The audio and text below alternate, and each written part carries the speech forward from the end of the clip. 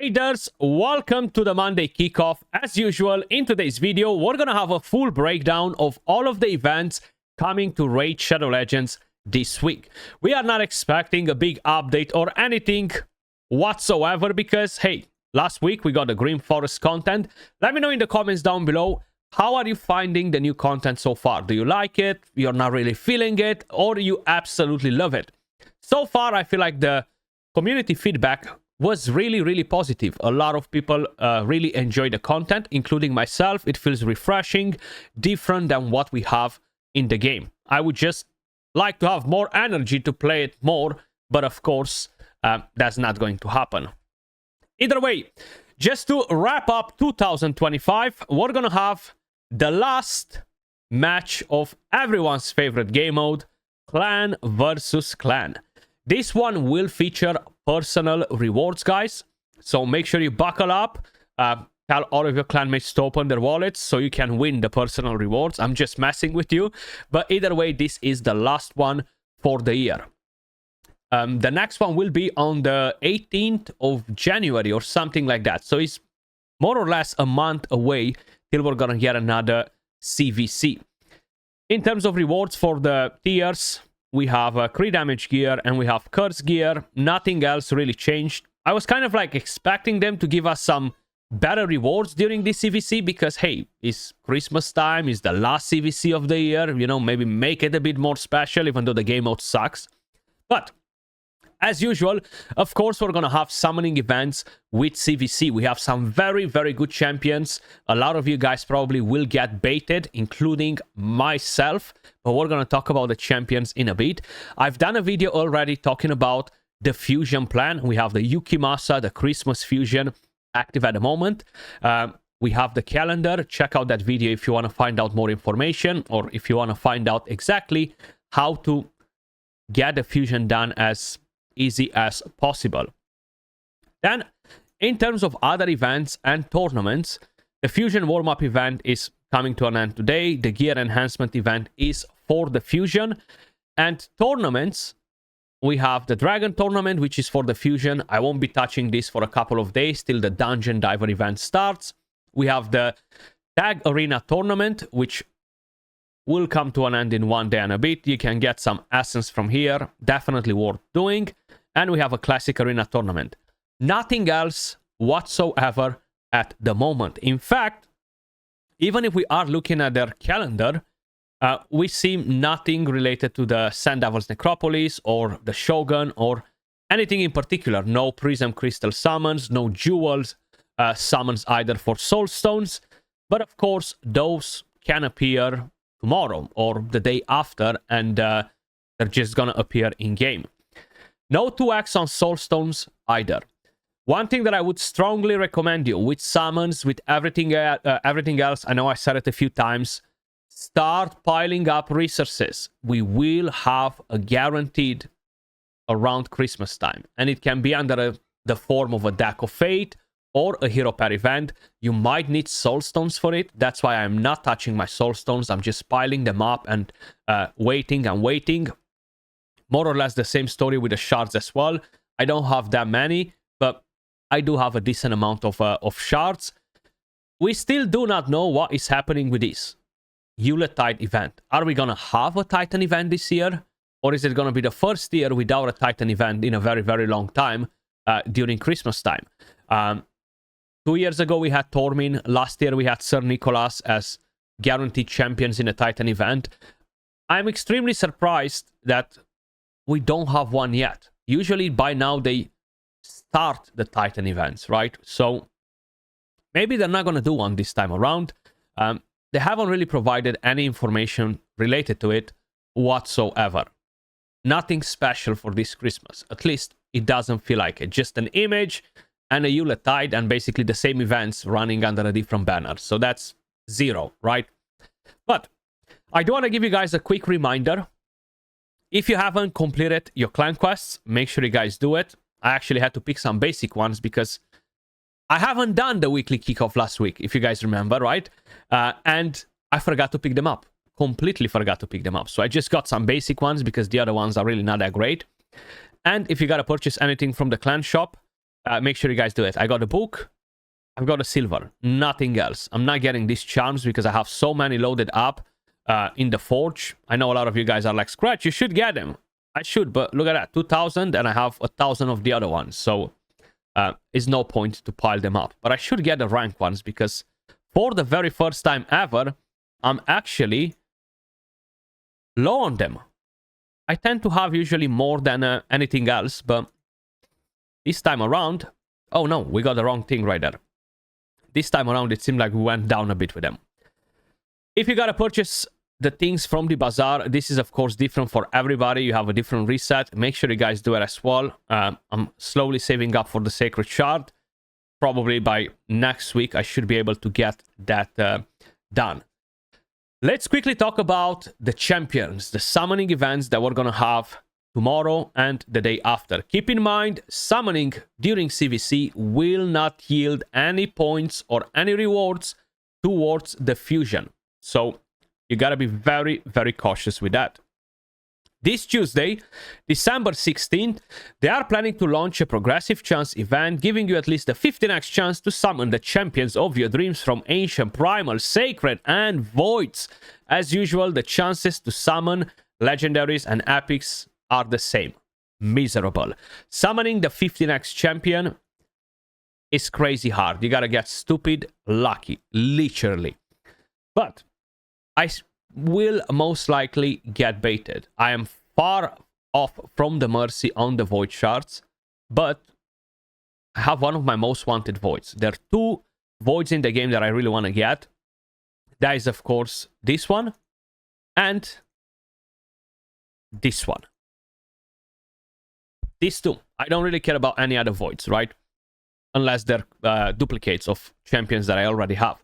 But these two are really powerful. PvP, PvE. Each one with their own thing. So, starting with Tuesday, the very first champion on the list is going to be Vizag the Noxious. We will have faction unity champions on the list.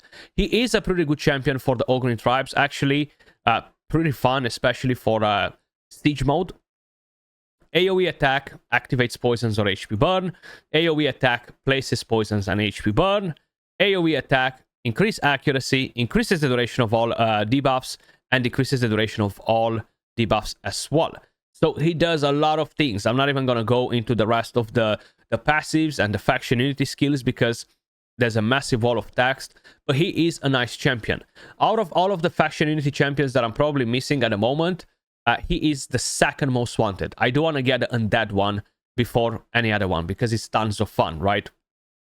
But either way, Vizag is a pretty good champion. As you guys probably understood the whole idea of it, this Tuesday is all about the Ogrin tribes. The next champion is Stock the Broken. Amazing, amazing champion for PvP. I've told you guys when I reviewed the fusion before we even had it in the game, how effective he's going to be versus Marichkas and other block damage champions, and he is goated, okay? There is not even one endgame person that is not using this champion in PvP. And that's all mainly because of this. The damage inflicted by poison and HP burn debuffs will ignore block damage and unkillable. As simple as that. Really, really solid champion. You melt the stone skin through all of these buffs. Then you're using different champions to go through block damage and unkillable. The Thermeter, you're getting some heals as well. I would love if he would land HP burn with these poisons here instead of the weaken maybe. It would have been much, much better in my opinion. You have the speed aura for all battles as well. I would love 4 more copies of this bad boy all day long. Then we have First X Tusker. Not really a big fan of this bad boy. I can't remember if he was a fusion or he was just added to the game as a new champion at some point. His damage was pretty underwhelming. He is mainly a damage dealer. He's not bringing any utility to the table.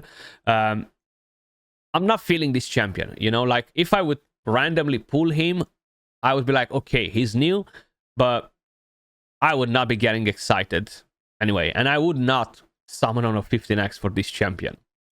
Then we have Korogar Deathbell. Korogard is actually a very amazing champion, one of the best ally protection champions in the entire game. You have a heal right here. You have attacks all enemies, fills the thermometer, removes all debuffs from all allies on a 3-turn cooldown. Really, really strong. And you have the ally protection, strengthen. And you have his passive as well.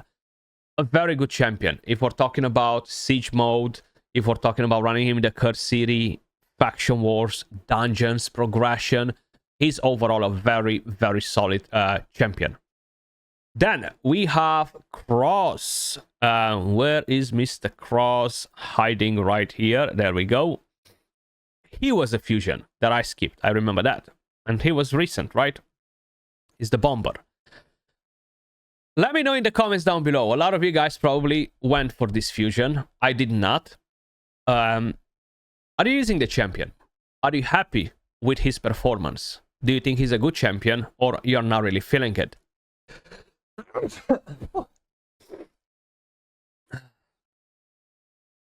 Or you're not really feeling it?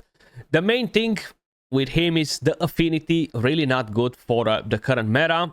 He's not able to get that extra turn to decrease the duration of bombs. That's why I'm not a big fan of him. Yes, he can put block active skills, which is definitely a good thing.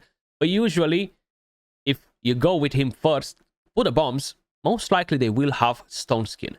Not to mention that the bombers will be pretty damn useless with the Mercurial set, right? Which kind of sucks thinking about it. But either way, I'm curious to hear your thoughts about this champion, because by now a lot of you guys have him, you built him. I want to know how you feel about the champion, right?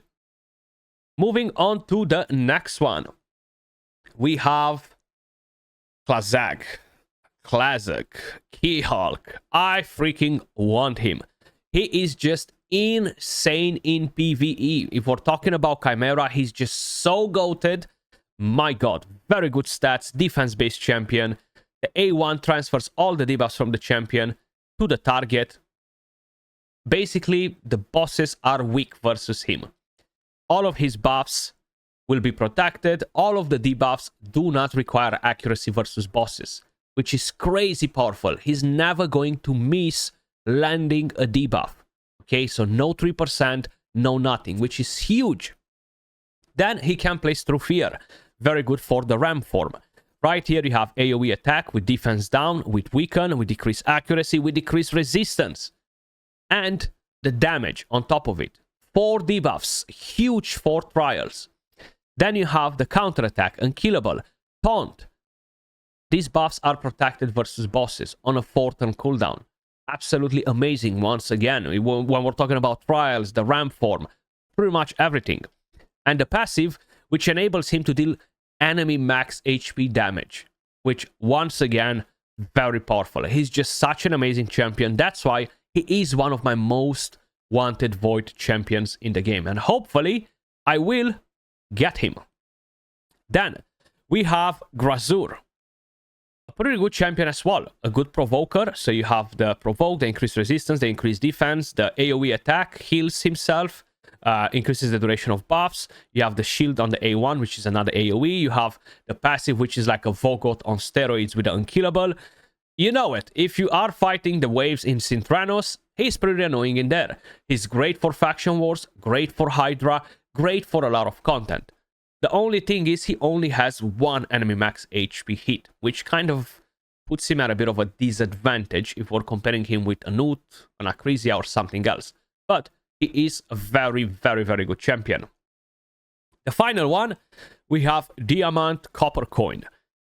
He got a buff not a long time ago. Speed aura for arena battles. AoE attack heals all allies.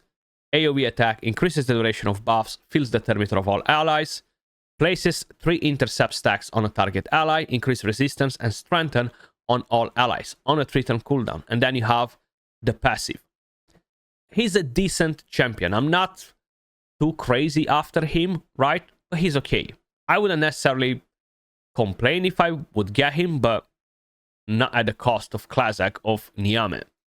Then, on Wednesday, guys, the same story. They are giving you the best chance, the chance of your dreams to get champions on a 15x progressive. This time around is all about Sacred Order. We have the Faction Unity Champion, which is Falmont, right here. He's fun. The thing, if they are taking enough turns and you keep him alive, he's going to basically take 0 damage and deal crazy stupid damage.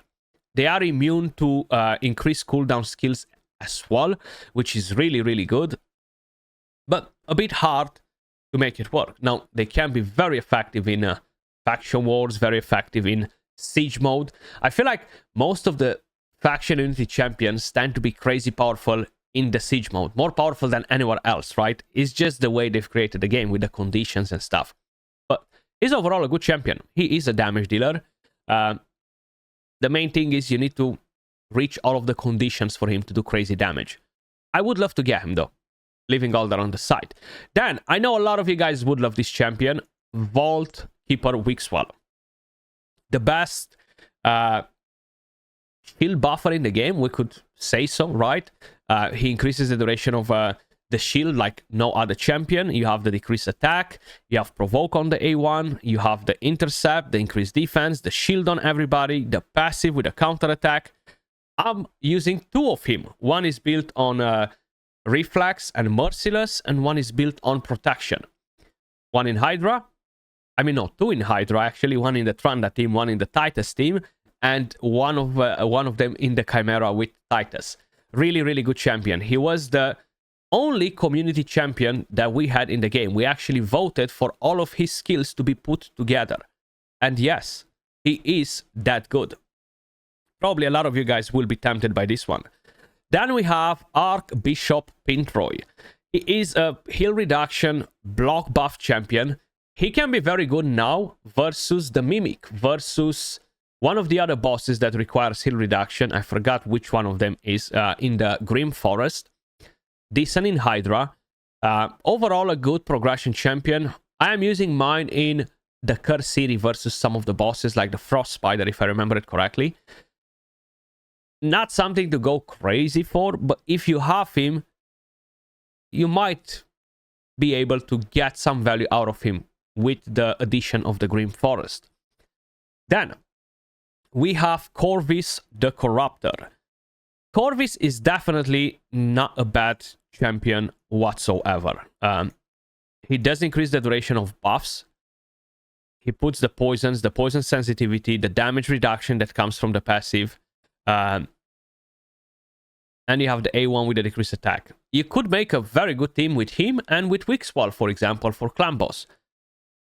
But he's not that useful in a lot of areas, right? Like, I don't find myself using him in many places. Now, when you're doing Faction Wars hard mode, you will need a lot of debuffs and stuff. So yes, you can use him.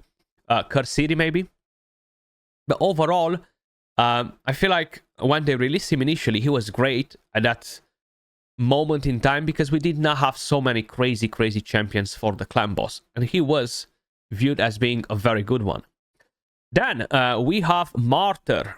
I'm not sure how I feel about Martyr now that we've got a brand new Void Legendary with counterattack and increased defense, right? And I'm talking about Cecilia from the Bannerlords. But Martyr, she's still a good champion. I'm using mine in the Karsiri, Faction Wars hard mode, Fire Knight 10 hard mode. If still using her there, I haven't changed my team in a long time. And she can do a bit of damage. The provoke, the decreased attack, increased defense, counterattack, defense down on the A1. She's a defense-based champion, and she still looks pretty damn amazing. So yeah, Martyr is a good one. I'm just surprised she only has 500 reviews. She's a super OG champion. I know they reset all of the reviews, but damn. Surprised that people haven't rated her more. Then we have Cardiel, every woman's dream, right? Very good champion. He's all-rounder, PvE, PvP, and I'm talking about all of the game modes. You have a speed aura, you have the ally attack for increased crit rate, increased crit damage, cleanse, immunity, revive on that cannot be removed. You have healing and the true fear in the A1. Such a solid champion. I love my Cardiel. I'm using him in so many different areas. Grim Forest, Curse City, Faction Wars, Dungeons, Hydra. I'm not using him in the Chimera or Clan Boss though, but really strong. Then we have Sir Nicholas. I'm surprised I'm extremely surprised that we do not have Lady Noelle on this list, and we have Venus instead of Lady Noelle, which makes me a bit curious about that Yuletide and Titan event that is not showing up. Why is Sir Nicholas and Noelle not on the list? Considering that he got a buff recently, they are a duo, and it would be a very good business for Plarium to put both of them on the list. People might attempt to summon for both of them, right? Very, very interesting. Maybe it's just coincidence, or maybe they have different plans for different events with Lady Noelle. But Sir Nicholas got a buff. His damage is not broken, by the way. They barely increased the multipliers. But he's guaranteed to land freeze with Lady Noelle with A1. He ignores 30% of the target's defense. He puts Strengthen and Shield now. Unkillable, continuous heals, and counterattack on himself. And a taunt. And he has the passive. They are really good now. Together, they're really, really good, to be honest. PvE and PvP. Not a super high-end PvP, even though we might see them in there as well, but very solid champion. And the final one on the list, guys, is going to be Venus. Poisons, defense down weaken, AoE HP burn. With Cupidus, she can do a few more things. Still a very, very useful champion. Let me know in the comments down below if you are tempted to pull for anyone. I am very tempted to pull for Klazak. The only problem that I have is that I busted my Mercy a while ago. I'm probably like 20 voids in without a legendary, maybe 30, 40, something like that. And I have only 15. It's a long, long way, all the way to 200 plus voids to reach that Mercy. And I am not willing to whale out either. So I'll probably try. If it happens, it happens with like 20 void shards or so. But I'm not going to go ham on it. That was pretty much everything for this video. Hopefully you enjoyed it. If you did, smash a like, subscribe, and I will catch you all in the next one. Peace.